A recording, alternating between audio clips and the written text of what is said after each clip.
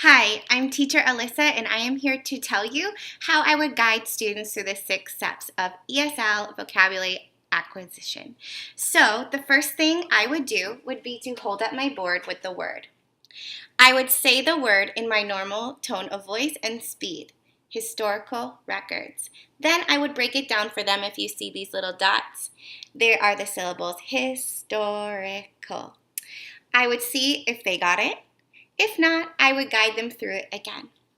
Step 1 would be to describe and give an example of a historical record. So I would just say it's an important piece of our history. It is something that we can look at, and it tells what people have experienced. I could show them something like the Declaration of Independence and explain to them what it meant for the United States.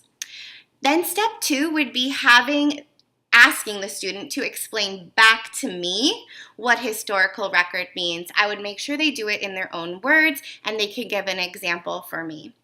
Step 3 would be drawing in their journal. I would want them to draw a historical record in their journal, label it for me, tell me what it was. And step 4 would be relating back to their prior knowledge, their background knowledge, and their culture. This is super important so we can bond the information together.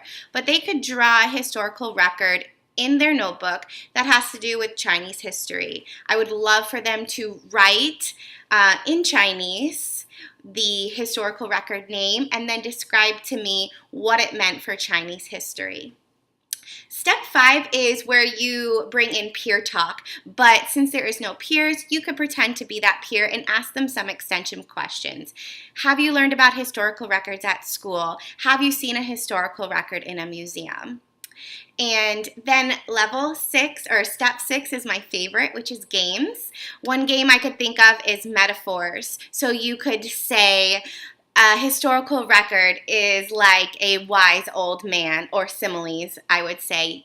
So similes is a historical record is like a wise old man, and a metaphor would be historical records are wise old men. You could also do charades and pretend you're looking at a historical record, maybe a magnifying glass. You could do categories to sort their different vocabulary words into the